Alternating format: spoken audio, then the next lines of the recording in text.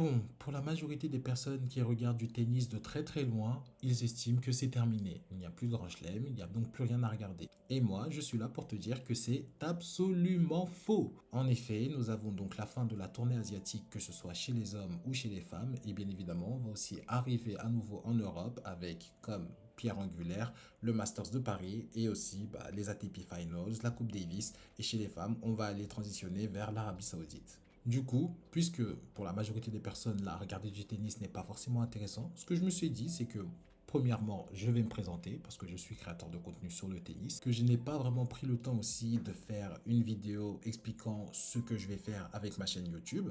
Et donc, si tu as envie de suivre mes aventures, n'hésite pas à t'abonner et surtout à regarder cette vidéo car je vais dire beaucoup de choses me concernant. Salut, tu peux m'appeler Tan. Donc, si tu as envie de suivre toutes mes aventures vis-à-vis du tennis, que ce soit des vlogs, des histoires ou même bien évidemment que je te raconte de l'actualité et qu'on aille beaucoup plus loin, c'est ici que ça se passe. Allez, go, c'est parti.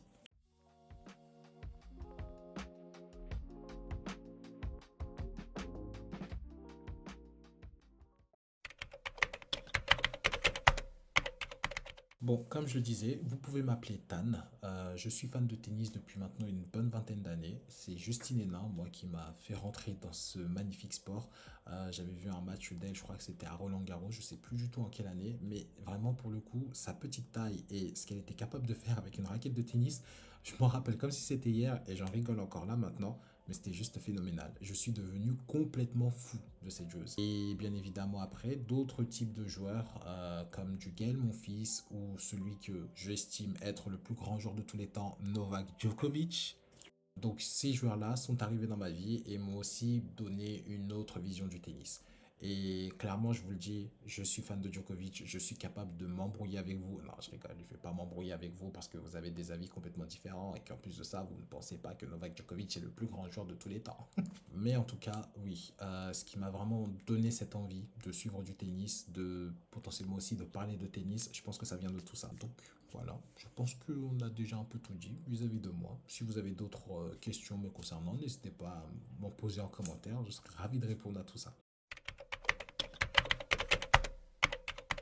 Alors moi, pour ma part, le grand chelem que j'aime le plus, c'est l'Open d'Australie. Premièrement, parce qu'il est extrêmement difficile dû à ce niveau de chaleur qu'on peut retrouver là-bas, mais aussi parce que ça y est, c'est le premier grand chelem de la saison, quoi. On est avec des joueurs qui pour beaucoup, en tout cas, on fait une petite pause. Donc tout le monde n'est pas encore à 100%. On peut avoir quelques petites surprises aussi qui sont très intéressantes, notamment lors des tournois préparatoires. C'est là où on voit qui est déjà chaud, qui a envie de gagner, qui se sent bien, etc. Donc voilà, pour le coup, ouais, l'Open d'Australie, c'est celui que j'aime le plus. Plus de ça, c'est les Australiens, j'aime beaucoup en fait les Australiens, ce qui dégagent en termes d'énergie, etc. Et puis cette surface est vraiment magnifique.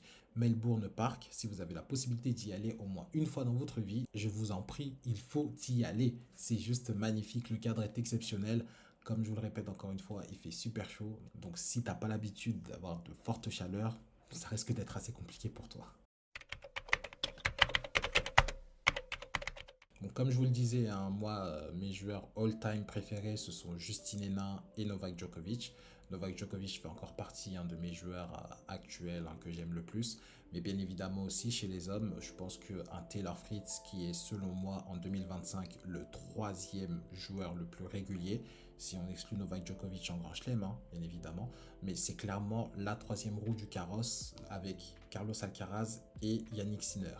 Je ne dis pas qu'il est à leur niveau, je dis juste qu'en termes de régularité, en termes de classement, en termes de points, en termes de tournois, où est-ce qu'il arrive à aller, etc. Taylor Fritz, c'est quand même assez sérieux. Donc, ouais, vraiment fan du gars. C'est bon délire.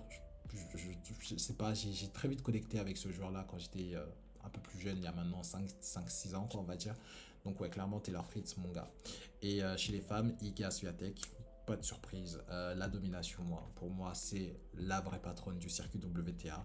On respecte Arina Sabalenka, c'est la numéro 1 actuelle.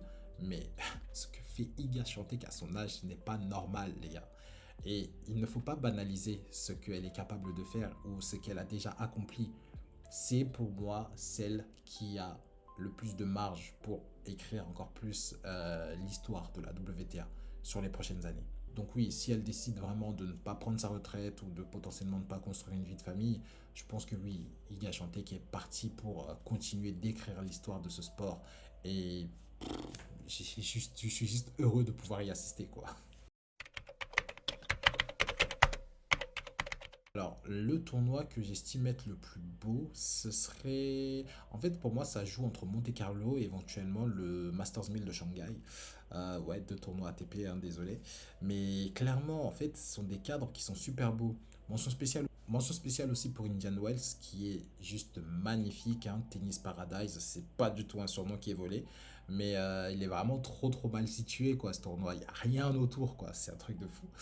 Donc ouais, pour moi, ça jouerait vraiment entre le tournoi de Shanghai et de Monte-Carlo. Shanghai parce que j'aime beaucoup l'animation que font les Chinois vis-à-vis de ce tournoi et puis surtout le cours est juste idyllique, il est magnifique. Mais après, en ce qui concerne Monte-Carlo, c'est toute la beauté, c'est le cadre, c'est la terre battue.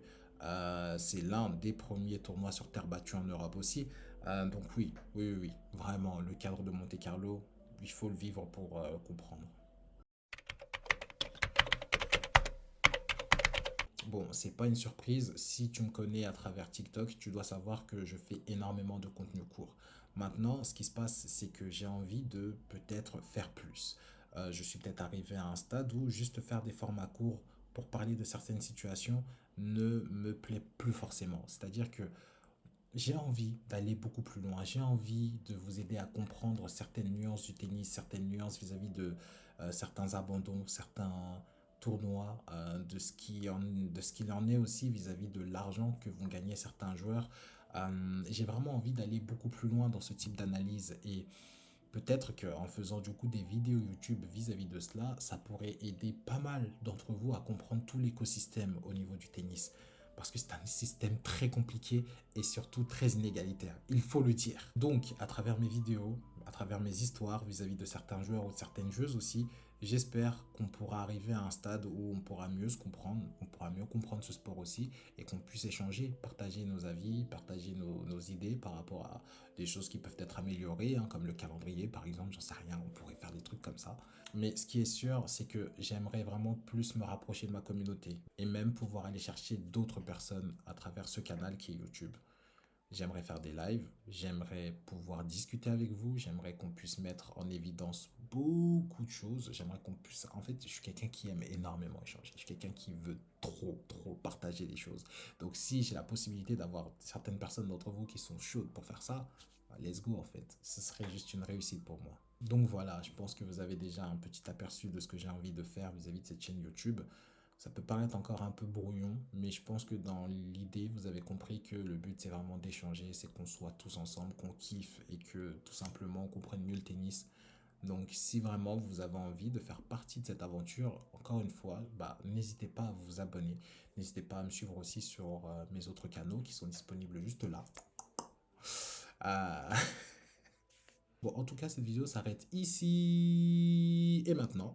Donc, merci d'avoir été jusque-là. N'hésite pas à mettre en commentaire Djokovic. Voilà, comme ça, je saurai que tu as regardé cette vidéo jusqu'ici. Et moi, je te dis à plus tard pour une prochaine vidéo. Ciao!